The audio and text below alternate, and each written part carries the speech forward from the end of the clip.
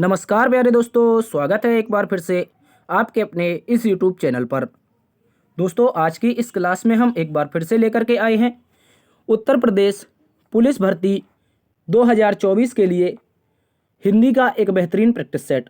प्यारे दोस्तों, आज की इस हिंदी की क्लास में हम हिंदी का पार्ट नंबर 3 डिस्कस करेंगे। ये जो क्लास रहेगी साथियों, ये आप लोगों की व्याकरण और साहित्य का एक मिक्सअप रहेगा, जिसमें बेहतरीन तरीके से हम कुछ व्याकरण के इंपॉर्टेंट प्रश्न और उसके साथ साथ में जो आपका साहित्य होता है उससे संबंधित जो क्वेश्चन पूछे जाते हैं उनके प्रश्नों को भी इसमें शामिल करे हैं। तो शुरुआत करते हैं दोस्तों आज की इस क्लास की।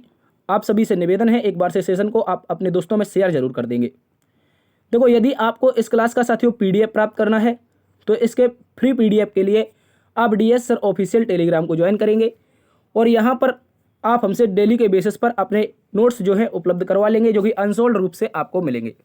इसके अतिरिक्त साथियों आप हमें इंस्टाग्राम पर फॉलो कर सकते हैं, यहाँ पर आप अपने डायरेक्ट डाउट पूछ सकते हैं। चलिए शुरुआत करते हैं साथियों आज की इस क्लास की। पहला बेहतरीन सा क्वेश्चन है, साहित्य में पूछा जाने वाला एक शानदार क्वेश्चन। कह रहा है दोस्तों, मलबे का मालिक जो कहानी है ये किसके द्वारा लिखी गई है। साथियों, एक इंपॉर्टेंट क्वेश्चन है। मलबे का मालिक जो कहानी है साथियों इंपॉर्टेंट हो जाती है। ये मोहन राकेश के द्वारा लिखी गई है। किसके द्वारा? मोहन राकेश के द्वारा। मोहन राकेश की एक प्रसिद्ध एक कृति है, कह सकते हैं, जिसका नाम है आधे अधूरे। ये बहुत ज़्यादा एग्जाम में पूछी जाती है साथियों। सीधा पूछ लेगा आधे अधूरे कृति के लेखक कौन है, तो बताना है साथियों मोहन राकेश है। इसके अतिरिक्त मोहन राकेश की एक और पुस्तक है, या कह सकते हैं एक और कहानी है, जिसे कहते हैं नई कहानी। साथियों बहुत इंपॉर्टेंट है एग्जाम के लिए। नई कहानी, आधे अधूरे और मलबे का मालिक, ये सारी की सारी जो दोस्तों कह सकते हैं सारी की सारी रचनाएं हैं, ये किसकी है? मोहन राकेश की। इसके अतिरिक्त इनकी एक रचना पूछी जाती है जिसका नाम है साथियों नए बादल। क्या नाम है? याद रखेंगे, नए बादल नाम की एक रचना इनकी भी पूछी जाती है, ये भी याद रखेंगे। ये मोहन राकेश की ही रचना है साथियों। इसके अतिरिक्त इनकी एक पूछ लेगा अंधेरे बंद कमरे। क्या कह सकते हैं साथियों? इनकी एक और रचना है अंधेरे बंद कमरे। बहुत इंपॉर्टेंट है, सारे के सारे याद रखेंगे, एग्जाम में पूछे जा सकते हैं। तो हमने कितनी रचनाएं गिनी? लगभग 6 रचनाएं हैं, जिनमें मलबे का मालिक मोहन राकेश, आधे अधूरे भी मोहन राकेश, नई कहानी भी मोहन राकेश, नए बादल भी मोहन राकेश, अंधेरे बंद कमरे, ये भी मोहन राकेश की सारी रचनाएं हैं। इंपॉर्टेंट तरीके से याद रख लेंगे। दूसरा क्वेश्चन आप सभी के सामने है दोस्तों। एक और क्वेश्चन साहित्य से पूछा गया है। कह रहा है दोस्तों, निम्नलिखित में से कौन सा कवि भारतेंदु युगीन नहीं है। ये इंपॉर्टेंट तरीके से याद रखना है। उसने पूछा है कौन सा जो कवि है भारतेंदु युग का नहीं है, ऐसा क्वेश्चन आपसे पूछा गया है। साथियों, अगर बात करते हैं हम यहाँ पर विकल्प नंबर 4 की, अगर विकल्प नंबर 4 की बात करते हैं तो सही उत्तर बनेगा श्रीधर पाठक। श्रीधर पाठक जो है ये भारतेंदु युग के कवि नहीं है। बाद बाकी सारे के सारे बद्री नारायण चौधरी प्रेमघन, ठाकुर जगमोहन सिंह, पंडित अंबिका दत्त व्यास, ये सारे के सारे क्या हैं दोस्त? भारतेंदु युग के कवि हैं। इसके अतिरिक्त आपसे पूछा जा सकता है कि भारतेंदु युग का समय काल क्या है। क्या पूछा जा सकता है दोस्त? भारतेंदु युग का समय काल पूछा जा सकता है। तो याद रखेंगे आप लोग, बहुत इंपॉर्टेंट है, 1868। याद रखेंगे 1868 से लेकर के 1893 ये जो समय था ये भारतेंदु युग का समय कहलाता है। क्या कहलाता है? 1868 से 1893 का समय जो होता है ये साथियों क्या कहलाता है? याद रखेंगे, ये आप लोगों का कहलाता है भारतेंदु युगीन। तो श्रीधर पाठक की बात करें तो श्रीधर पाठक क्या थे फिर सर? तो ये दोस्त आपके स्वच्छंदतावादी कवि थे। कैसे थे? याद रख लेंगे, स्वच्छंदतावादी कवि थे। बहुत इंपॉर्टेंट है, अच्छे से याद रखना है। अगले प्रश्न में चलते हैं। एक और बेहतरीन सा पर्यायवाची का क्वेश्चन आप सभी के सामने है। प्रश्न में दोस्तों हमसे पूछा गया है पयोधि सिंधु वारिस ये किसके पर्यायवाची हैं? इंपॉर्टेंट तरीके से आप लोग इसको बता देंगे। पयोधि पूछा है। देखो, पयोधि मतलब जल को धारण करने वाला, तो सही उत्तर बन जाएगा साथियों समुद्र। क्या हो जाएगा? समुद्र हो जाएगा। बहुत इंपॉर्टेंट है, पयोधि सिंधु वारिस ये किसके पर्यायवाची है साथियों? याद रखेंगे, जल के। इसके अतिरिक्त समुद्र का एक पर्यायवाची आपसे पूछा जा सकता है, रत्नाकर। बहुत इंपॉर्टेंट है साथियों, एग्जाम में पूछा जाता है, रत्नाकर पूछा जा सकता है। इसके अतिरिक्त एक और पूछा जाता है, इसका जलधि। क्या पूछा जाता है? देखो, जलधि इंपॉर्टेंट है, एक मिनट, ये क्या है? जलधि है। जलधि अच्छे से याद रखेंगे, ये भी समुद्र का ही पर्यायवाची है।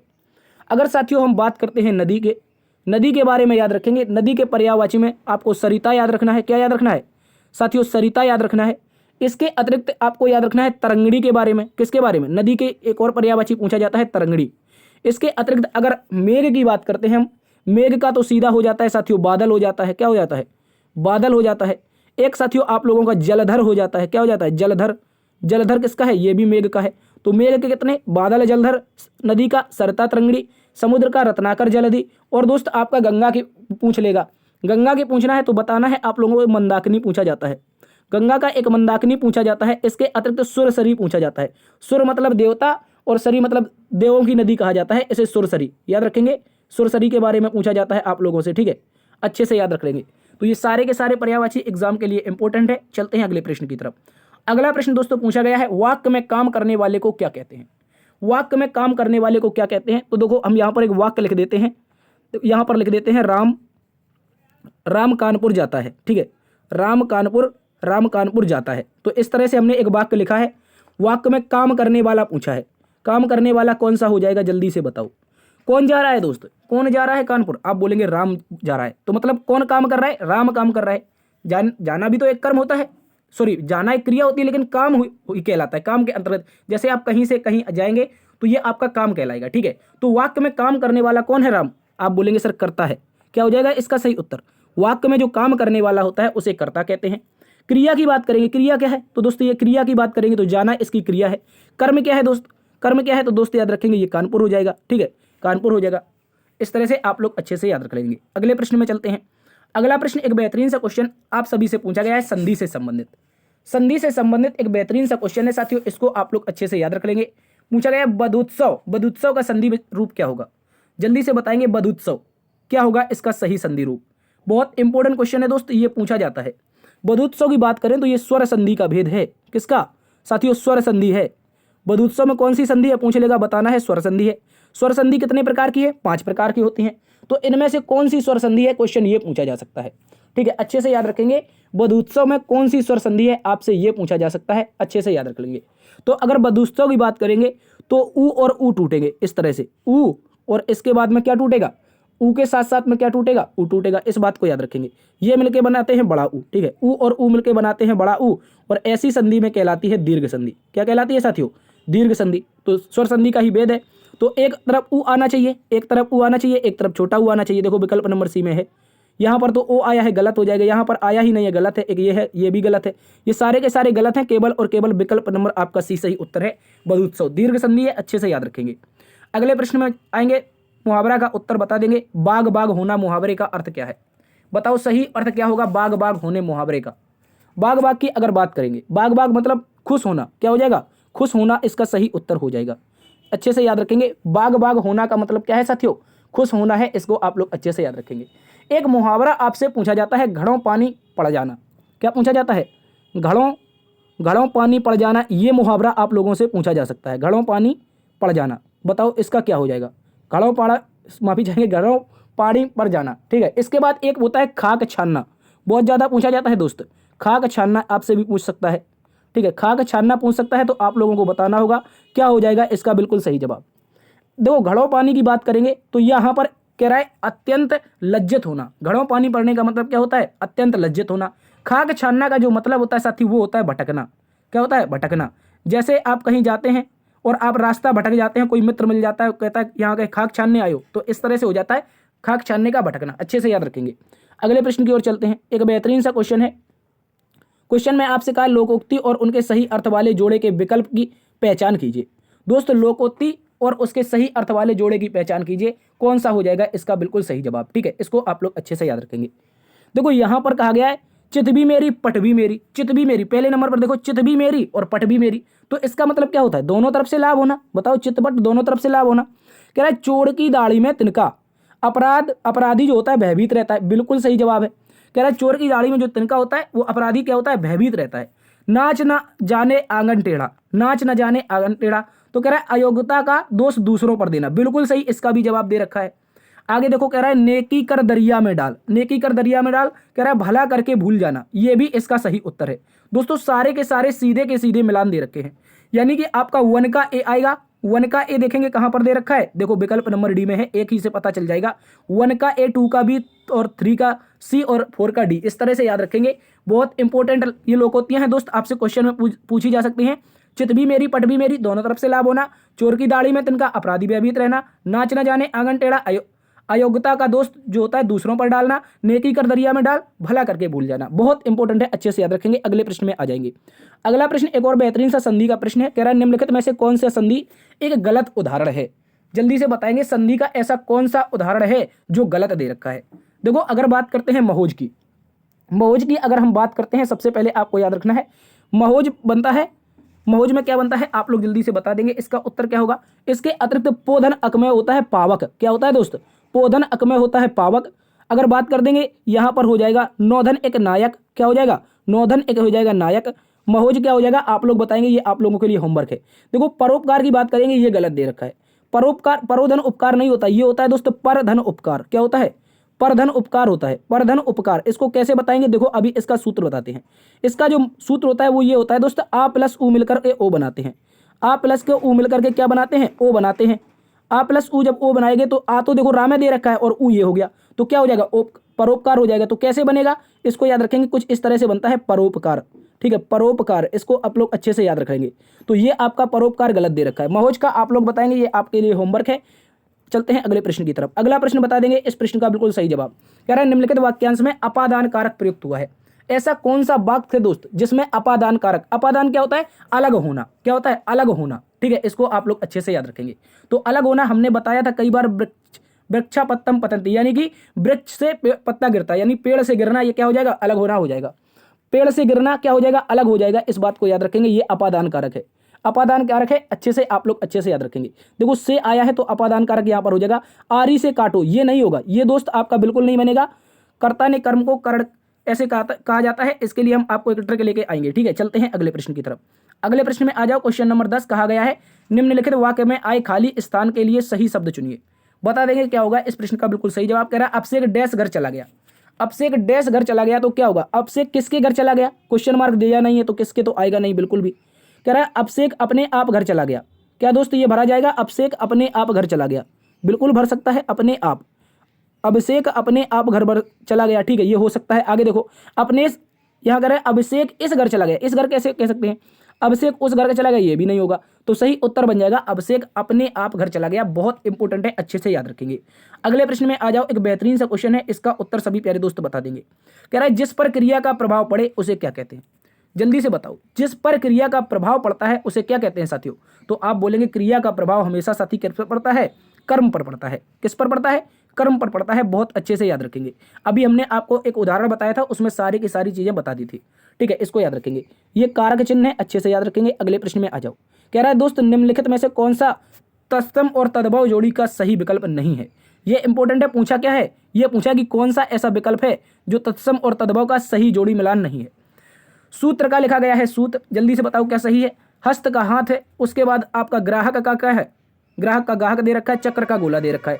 जल्दी से बता देंगे साथी इसका बिल्कुल सही जवाब क्या रहने वाला है। ठीक है, थोड़ी सी यहाँ पर यार वॉइस की प्रॉब्लम हो रही है, वाहन चल रहे हैं क्योंकि हमने आज क्लास जल्दी नहीं बना पाई थी। ठीक है, इसके लिए थोड़ी लेट भी हो गए हैं, उसके लिए क्षमा चाहते हैं। देखो कह रहा है सूत्र का सूत्र, सूत्र का जो होता है बिल्कुल सही सूत्र दे रखा है। हस्त का हाथ दे रखा है, ग्राहक का गाहक दे रखा है। चक्र का साथियों गोला नहीं होता है, चक्र का गोला नहीं होता है। चक्र का होता है साथियों याद रखेंगे, चक्र का होता है चाक। क्या होता है, चक्र का हो जाता है चाक, चक्र का गोला नहीं होता है। इसके बाद आपसे पूछा जा सकता है, इसके बाद कर्पूर का बहुत ज्यादा पूछता है, बहुत इंपॉर्टेंट है दोस्त। कर्पूर का पूछता है, बहुत इंपॉर्टेंट है, याद रखेंगे। ये हो जाएगा कपूर। क्या हो जाएगा दोस्त, ये कपूर हो जाएगा। ये आपसे एग्जाम में पूछा जाता है। अगले प्रश्न में आ जाओ, इसका उत्तर बता देंगे। कह रहा है दोस्त विरोधी पक्ष का वाक्यांश के लिए एक सार्थक शब्द कौन सा है। विरोधी पक्ष के लिए क्या होगा, जल्दी से बता दो। विरोधी पक्ष के लिए अगर बात करेंगे तो कहलाएगा विपक्षी। क्या कहलाएगा दोस्त, विपक्षी कहलाएगा। एक अच्छे से याद रखेंगे, दोनों पक्षों के बोलने वाला द्विपक्षी हो जाता है। ठीक है, द्विपक्षी क्या हो जाता है, दोनों पक्षों के लिए बोलने वाला। पक्षपाती की बात करते हैं, अगर विकल्प नंबर 1 की बात करते हैं, पक्षपाती, जो किसी का पक्ष ले। क्या हो जाता है, जो किसी एक का पक्ष ले ले वो हो जाता है पक्षपाती। ठीक है, इसको आप लोग अच्छे से याद रखेंगे। एक प्रतिनिधि का पूछा जा सकता है। क्या आप बता सकते हैं दोस्त प्रतिनिधि के बारे में, प्रतिनिधि के बारे में बता सकते हैं इसका बिल्कुल सही जवाब क्या रहने वाला है। ठीक है, प्रतिनिधि की अगर बात करते हैं, जो किसी के बदले बोलता या कुछ करता हो। ठीक है, जो किसी के बदले, जैसे आपने प्रधान प्रतिनिधि सुना है, जल्दी से बताओ क्या आप लोगों ने प्रधान प्रतिनिधि सुना है। प्रधान प्रतिनिधि का मतलब क्या होता है, प्रधान जी के घर से जो प्रधान बनती है वो महिला होती है, लेकिन उसका काम कौन करता है, उसका पति, तो उसे बोला जाता है प्रधान प्रतिनिधि। कहने का मतलब जो किसी के बदले में कुछ करता है या बोलता है उसे प्रतिनिधि कहा जाता है। अगले प्रश्न में आ जाओ। क्वेश्चन नंबर 14 का है, इनमें से जो कभी ना हुआ हो, इनमें से जो पहले कभी ना हुआ हो को व्यक्त करने वाला कौन सा एक शब्द है। एक शब्द का अच्छा सा क्वेश्चन दे रखा है, जल्दी से बताएंगे। जो पहले कभी ना हुआ हो उसे क्या कह सकते हैं? उसे कहेंगे साथियों अभूतपूर्व। क्या कहेंगे? अभूतपूर्व। अब अच्छे से याद रख लेंगे आप लोग। अभूतपूर्व जो पहले कभी ना हुआ हो, भूतपूर्व जो पहले हो चुका हो, अनादि जिस अनादि का क्या होगा, जल्दी से बताओ। अनादि का क्या होगा? जिसका कोई आदि ना हो, ऐसे बनेगा। ठीक है, जल्दी से बताओ क्या? जिसका कोई आदि ना हो अनादि हो जाएगा। अद्वितीय की बात करते हैं, जिसके समान कोई दूसरा ना हो, जिसके समान कोई दूसरा ना हो, ये अद्वितीय हो जाता है। भूतपूर्व जो पहले हो चुका है, जैसे भूतपूर्व सैनिक के बारे में सुना होगा, सैनिक अभी हैं तो लेकिन पहले रहे थे तो भूतपूर्व सैनिक होते। अभूतपूर्व जब पहले कभी हुआ ही ना हो, तो इसलिए विकल्प नंबर 1 सही उत्तर है। अगले प्रश्न में आ जाओ, इसका सही उत्तर बता देंगे। कह रहा है दोस्तों, किस वर्ष साहित्य अकादमी पुरस्कार नहीं दिया गया था? ऐसा कौन सा वर्ष है दोस्त जिस वर्ष साहित्य अकादमी पुरस्कार नहीं दिया गया था? देखो, साहित्य अकादमी पुरस्कार की घोषणा जो होती है 1954 में होती है, लेकिन पहली बार 1955 में हेमंत रंगिणी के लिए माखनलाल चतुर्वेदी को मिलता है। पहली बार 1954 में, माफी चाहेंगे, 1954 में स्थापना होती है, 1955 में मिलता है हेमंत रंगिणी के लिए। किसको? आपके माखनलाल चतुर्वेदी को। ठीक है, बात करते हैं 1962 की। युद्धग्रस्त होने के कारण 1962 में साहित्य अकादमी पुरस्कार नहीं दिया गया था। ठीक है, 1962 में साहित्य अकादमी पुरस्कार नहीं दिया गया था। 2022 का हमने तुम्हें बताया था कल भी, तुमड़ी के शब्द के लिए 2022 का साहित्य अकादमी पुरस्कार मिला है, एग्जाम में पूछा जा सकता है। ठीक है, अगले प्रश्न में आ जाओ। अगले प्रश्न क्वेश्चन नंबर 16 कहा गया दोस्तों, निम्न उपन्यासों में कौन सा मृदुला गर्ग द्वारा रचित नहीं है? इंपॉर्टेंट है, अच्छा सा क्वेश्चन है, पूछा जा सकता है मृदुला गर्ग के उपन्यासों के बारे में। अगर बात करते हैं मृदुला गर्ग के बारे में, तो जो रुकोगी ना राधिका का जो उपन्यास है, ये मृदुला गर्ग ने बिल्कुल भी नहीं लिखा है। रुकोगी ना राधिका, ये उपन्यास किसने नहीं लिखा है? याद रखेंगे, ये नहीं लिखा है मृदुला गर्ग ने। बहुत अच्छे से आप लोग इसको याद रखेंगे। ठीक है, रुकोगी ना राधिका की बात करें, ये ऊषा प्रियबंदा की रचना है। किसकी है ये दोस्तों? ऊषा प्रियबंदा। अच्छे से याद रखेंगे, ऊषा प्रियबंदा की क्या है दोस्त? रचना है। अच्छे से याद रखेंगे, ये तीनों की तीनों जो रचनाएं हैं, ये किसकी हैं? ये सारी की सारी आपकी मृदुला गर्ग की हैं। जबकि दोस्त अगर रुकोगी ना राधिका की बात होगी तो ये ऊषा प्रियबंदा की आ जाएगी। अगले प्रश्न में आ जाओ। अगले प्रश्न में साथियों आप लोगों से कहा गया है, निम्नलिखित में से सही वाक्य की पहचान करो। कौन सा ऐसा वाक्य है जो एकदम से इसका सही जवाब हो जाएगा? प्रश्न में कहा है, वह क्या जाने कि मैं कैसे जी रहा हूं। वह क्या जाने कि मैं कैसे जी रहा हूं। ठीक है, इसके बाद कह रहा है, वह कैसे जाने कि क्या मैं जी रहा हूं। ये तो गलत लिखा है, वह कैसे जाने, वह क्या जाने कैसे मैं जी रहा हूं। ऑप्शन नंबर 1 सही हो सकता है। आगे कह रहा है, वह क्या जाने कि मैं कैसे जी रहा हूं। वह क्या जाने कि मैं कैसे जी रहा हूं। क्या ऑप्शन नंबर 1 और option number 2, option number 1 option number C बिल्कुल सही लिखे हैं? देखो, बिल्कुल सही नहीं है, यहां पर बिंदी आई है दोस्त, जाने में बिंदी आई है, इसलिए गलत हो जाएगा। वे क्या जाने कि मैं कैसे जी रहा हूं, वे क्या जाने कि मैं कैसे जी रहा हूं, वे नहीं, वह क्या जाने कि मैं कैसे जी रहा हूं। आपका जो सही उत्तर बनेगा साथियों विकल्प नंबर 1 बन जाएगा। विकल्प नंबर 1 आप सभी का बेहतरीन तरीके से उत्तर हो जाएगा, इसको याद रखेंगे। अगले प्रश्न में आओ, कह रहा अवधि बोली का अन्य नाम क्या है? साथियों, अवधि बोली का अन्य नाम बताना है। क्या हो जाएगा इस प्रश्न का बिल्कुल सही जवाब? अवध में बोली जाने वाली बोली क्या होती है? कौशली बोली होती है। अच्छे से याद रखेंगे, क्योंकि कौशल प्रदेश के राजा कौन थे? भगवान राम थे, और अयोध्या में भी रहते थे। अवधि और कौशली अवधि एक ही बोलियां होती हैं। अच्छे से याद रखेंगे। बनाफरी बोली की बात करेंगे, बुंदेलखंड में बोली जाती है। ठीक है, बनाफरी बोली कहां पर बोली जाती है साथियों? अच्छे से याद रखेंगे, ये बुंदेलखंड में बोली जाती है। ठीक है, चलते हैं आज के अगले प्रश्न की तरफ। अगला प्रश्न कह रहा है, 19 नंबर का क्वेश्चन है, पुरुषोत्तम अग्रवाल को उनकी किस रचना के लिए देवी शंकर अवस्थी स्मृति सम्मान प्रदान किया गया था? पुरुषोत्तम अग्रवाल की कौन सी रचना है जिसके लिए उन्हें क्या मिला है दोस्त? देवी शंकर अवस्थी स्मृति सम्मान मिला है। तो अच्छे से आप लोग याद रख लेंगे, तीसरा रुख क्या हो जाएगी साथियों? तीसरा रुख रचना के लिए जो आपके पुरुषोत्तम अग्रवाल हैं, इन्हें क्या मिला था? देवी शंकर अवस्थी सम्मान। अगले प्रश्न में आ जाओ। कह रहा है, निम्नलिखित में से सही वाक्य की पहचान कीजिए। सही वाक्य में कह रहा है, मैं रविवार के दिन तुम्हारे घर आऊंगा। तो भैया दिन काहे दे रखा जब रविवार दे रखा था? वार का मतलब ही होता है दिन। ठीक है, ये गलत हो जाएगा। मैं रविवार को तुम्हारे घर आऊंगा, ये सही हो सकता है। मैं रविवार को तुम्हारे घर को आऊंगा, घर को काहे आओगे? घर आएंगे, गलत हो जाएगा ये। मैं रविवार दिन को तुम्हारे घर आऊंगा, दिन नहीं आना चाहिए, मैंने बताया है वार है, तो ये गलत हो जाएगा। तो सही उत्तर क्या बनेगा? आप बोलेंगे सर विकल्प नंबर बी। विकल्प नंबर बी आप लोगों का प्यारे दोस्तों बिल्कुल सही जवाब है। अच्छे से याद रखेंगे, मैं रविवार को तुम्हारे घर आऊंगा। अगले प्रश्न में आ जाओ। कह रहा है, निम्नलिखित में से कौन सा शब्द तत्सम है?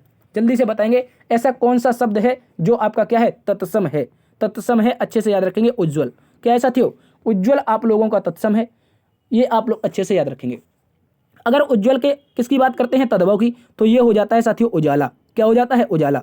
उज्ज्वल का जो तद्भव होता है ये उजाला हो जाता है। इकट्ठा तद्भव दे रखा है, एकत्रित होता है। उपरोक्त उपर्युक्त होता है, ये भी तद्भव है। कंवल, कांवल लिखा है, कांवल, ठीक है। कांवल भी आपका क्या है दोस्त, याद रखेंगे, इसका कैवल होता है। क्या होता है, कैवल होता है। तो इसको आप लोग अच्छे से याद रख लेंगे। ये आपका सारे के सारे 3 तद्भव हैं और आपका क्या है, तत्सम उज्ज्वल हो जाएगा। अगले प्रश्न में आ जाओ। कह रहा है दोस्तों, संविधान की 22 भाषाओं में आधिकारिक भाषा का दर्जा, संविधान की 22 भाषाओं में आधिकारिक भाषा का दर्जा दिया गया है, जिनमें से भाषा शामिल नहीं है। कौन सी ऐसी भाषा है विकल्प के अनुसार जो संविधान की 22 भाषाओं में शामिल नहीं है? तो साथियों याद रखेंगे, एक भोजपुरी ऑप्शन देगा या फिर एक राजस्थानी देगा। क्या देगा, या तो साथियों भोजपुरी देगा या फिर आपको राजस्थानी देगा। ये जो दोनों की दोनों भाषाएं हैं साथियों, ये आप लोगों की क्या नहीं है, याद रखेंगे, ये आप लोगों की साथियों वो क्या कहते हैं, जो 8वीं अनुसूची है, 22 भाषाएं हैं, उनमें संविधान के इसको दर्जा नहीं मिला है। ठीक है। इसके बाद मैथिली की बात करते हैं, और मणिपुरी है, बोडो है। मैथिली, मणिपुरी और बोडो, ये तीनों की तीनों आपकी संविधान में स्थित हैं। 22 भाषाओं में याद रखेंगे 15वीं भाषा पूछा जाता है, 15वीं भाषा पूछा जाता है। 21वां जो कॉन्स्टिट्यूशनल अमेंडमेंट था, यानी कि 21वां संविधान संशोधन था, इससे जोड़ी गई थी। 15वें संविधान संशोधन के तहत कौन सी जोड़ी गई थी, तो याद रखेंगे साथियों सिंधी जोड़ी गई थी। ठीक है, सिंधी। इसके अतिरिक्त दोस्तों पूछा जा सकता है 71वां संविधान संशोधन। 71वां संविधान संशोधन में आपकी 3 भाषाएं जोड़ी गई थी, जिन्हें नमक के नाम से जानते हैं, नेपाली, मणिपुरी, कोंकणी। इसके अतिरिक्त 92वां संविधान संशोधन के तहत 4 भाषाएं जोड़ी गई थी, जिन्हें हम बीड़ी माचिस के नाम से जानते हैं। किसके नाम से, बीड़ी और माचिस के नाम से। अच्छे से याद रख लेंगे, बीड़ी माचिस। बीड़ी माचिस में क्या हो जाएगा, बोडो हो जाएगी, डोंगरी हो जाएगी, मैथिली हो जाएगी और संथाली हो जाएगी। अच्छे से याद रख लेंगे। अगले प्रश्न में आ जाओ। कह रहा सन 2019 में व्यास सम्मान किसे प्रदान किया गया? 2019 का व्यास सम्मान पूछा गया है, जल्दी से सभी साथी बता देंगे क्या हो जाएगा इस प्रश्न का बिल्कुल सही जवाब। 2019 के अगर बात करेंगे व्यास सम्मान की, तो साथियों ये मिला है नासिरा शर्मा को। नासिरा शर्मा को मिला है, आप लोग अच्छे से याद रख लेंगे, 2019 का व्यास सम्मान। ठीक है। इसके अतिरिक्त व्यास सम्मान की बात करते हैं, 1991 में इसकी स्थापना हुई है और के बिड़ला फाउंडेशन इसको देता है। कौन देता है, के बिड़ला फाउंडेशन इसको देता है। आप लोग अच्छे से याद रख लेंगे, 1991 में इसकी स्थापना हुई है। 2021 का डॉक्टर असगर बजाज को मिला है, ये पूछा जा सकता है। 2021 का व्यास सम्मान किसे मिला है, असगर बजाज को। इसके अतिरिक्त 2022 का किसे मिला है, ये पूछा जा सकता है, तो पंडित शिवशंकरी को मिला है। ठीक है, पंडित शिवशंकरी को, इसको याद रखेंगे। अगले प्रश्न में आ जाओ। कह रहा है दोस्त, निम्नलिखित में से तद्भव कौन सा शब्द है? तद्भव शब्द पहचानना है, जल्दी से बता दो।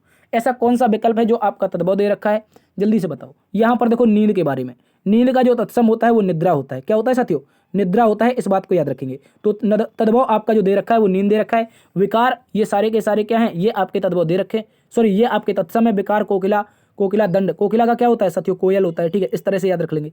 तो ये आपके तद्भव दे रखे हैं। अगले प्रश्न में आ जाओ। अगला प्रश्न कह रहा है 25 नंबर, निम्नलिखित में से कौन सा असुर का पर्यायवाची नहीं है?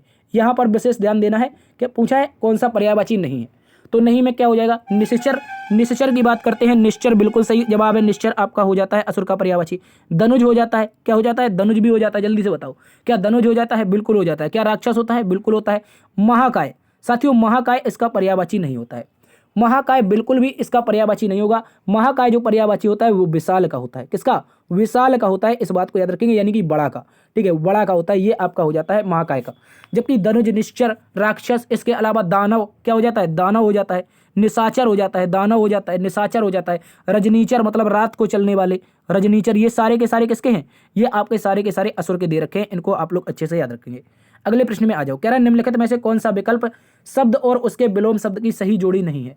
यह पूछा है ऐसा कौन सा विकल्प है जो शब्द के विलोम शब्द की बिल्कुल सही जोड़ी नहीं दे रखी है, जल्दी से बता देंगे। तो क्या हो जाएगा इस प्रश्न का बिल्कुल सही जवाब, बच्चा का जवान होगा। जल्दी से बताओ, बच्चा का जवान बिल्कुल भी नहीं होगा साथियों। बच्चा का जो विलोम होता है, बच्चा का जो विलोम होता है वो होता है बूढ़ा। क्या होता है? बूढ़ा होता है बच्चा का, इस बात को याद रखेंगे। जवान नहीं होता है।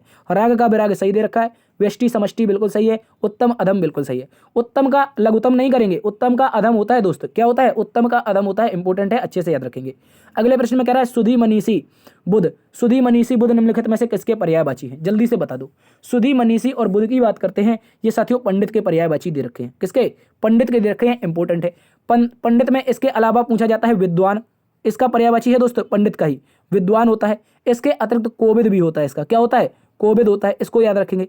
कोविद इसका पर्यायवाची होता है। धनी की बात करते हैं, धनी का क्या हो जाएगा? अमीर हो जाएगा। क्या हो जाएगा? धनी का अमीर हो जाएगा। इसके अतिरिक्त इसका रईस हो जाएगा। क्या हो जाएगा? रईस हो जाएगा। ठीक है, रईस हो जाएगा, दौलतमंद हो जाएगा, धनवान हो जाएगा। पति की बात करते हैं, पति का क्या हो जाएगा? स्वामी हो जाएगा। ठीक है, स्वामी हो जाएगा। इसके अतिरिक्त साथियों पति का दूल्हा होता है। क्या होता है? दूल्हा होता है, ठीक है। इसके अलावा ईश्वर होता है, ईश्वर पति का ही होता है, ठीक है, इसको याद रखेंगे। अगर बात करते हैं ईश भी होता है, ये तो ईश्वर हो गया, ये ईश भी होता है पति का, ठीक है, इसको याद रखेंगे। गुरु का बता देंगे जल्दी से। गुरु का क्या होता है? गुरु का अर्थ एक बड़ा होता है, इसके मतलब पूज्य होता है, ठीक है। पूज्य के बाद बृहस्पति भी होता है, गुरु को क्या कहा जाता है? बृहस्पति भी कहा जाता है, इसको याद रखेंगे। तो बृहस्पति हो जाएगा। इसके अतिरिक्त क्या हो जाएगा? एक आपका मार्गदर्शक हो जाएगा, ठीक है। गुरु का एक मार्गदर्शक हो जाएगा। अगले प्रश्न में आ जाओ। कह रहा है निम्नलिखित में से किस साहित्यकार को प्रेमचंद की कहानियों का, एक मिनट, निम्नलिखित में से किस साहित्यकार को प्रेमचंद की कहानियों का काल क्रमानुसार अध्ययन के लिए व्यास सम्मान प्रदान किया गया है? ऐसा कौन सा दोस्तों आपका क्या है, ऐसा कौन सा साहित्यकार है जिसे प्रेमचंद्र की कहानियों का काल क्रमानुसार अध्ययन के लिए, याद रखेंगे, काल क्रमानुसार अध्ययन के लिए क्या मिला है दोस्त? आपका व्यास सम्मान मिला है। ये बात है दोस्तों 2014 की। 2014 में, एक मिनट, 2014 में आपको ये मिला था, 2014 में ये मिला था, और ये 24वां व्यास सम्मान था। अब बता दो किसका नाम हो जाएगा इसमें, किसका नाम हो जाएगा 24वां व्यास सम्मान? तो याद रखेंगे कमल किशोर गोयनका। कमल किशोर गोयनका, विकल्प नंबर सी बिल्कुल सही जवाब है, अच्छे से याद रखेंगे। कमल किशोर गोयनका अच्छा सा उत्तर हो जाएगा। अगले प्रश्न में आ जाओ। क्वेश्चन में पूछा है मार्तंड, अर्क, अंशुमाली। मार्तंड, अर्क, अंशुमाली निम्नलिखित में से किसके पर्यायवाची हैं? जल्दी से बता देंगे क्या हो जाएगा। पूछा है अंशुमाली और इसके अलावा मार्तंड है, इसके अलावा अर्क है, किसके हो जाते हैं दोस्तों? जल्दी से बताओ। अंशुमाली, मार्तंड और अर्क ये सारे के सारे दोस्त सूर्य के हो जाते हैं। किसके हो जाते हैं? सूर्य के हो जाते हैं, इस बात को याद रखेंगे। इसके अतिरिक्त दिनकर पूछा जाता है। क्या पूछा जाता है? दिनकर पूछा जाता है। साथियों दिवाकर पूछा जाता है। क्या पूछा जाता है? दिवाकर पूछा जाता है। इसके अतिरिक्त एक और पूछा जाता है, इसको भानु कहते हैं। क्या कहते हैं? सूर्य को ही भानु कहते हैं, ठीक है, भानु कहते हैं। इसके अतिरिक्त दोस्त आपका आदित्य भी कहा जाता है। अभी आदित्य L1 भेजा गया है ना, आदित्य भी कहा जाता है सूर्य को, ठीक है, इसको याद रखेंगे। इसके अतिरिक्त रोशनी की बात करते हैं। रोशनी की साथियों अगर बात करेंगे तो इसका सही जवाब क्या हो जाएगा? प्रभा हो जाएगा। क्या हो जाएगा? एक मिनट, प्रभा हो जाएगा। रोशनी का सही जवाब प्रभा हो जाएगा। इसके अतिरिक्त एक और हो जाएगा, प्रकाश हो जाएगा। रोशनी का क्या हो जाएगा? प्रकाश हो जाएगा, ठीक है, इसको याद रखेंगे। इसके अतिरिक्त इसका दीप्ति, ज्योति, उजाला ये रोशनी के होते हैं। चंद्र का बता दो। चंद्र का साथियों शशि, क्या हो जाएगा? शशि हो जाएगा। शशि के अलावा साथियों इसको हिमकर भी कहा जाता है। क्या कहा जाता है?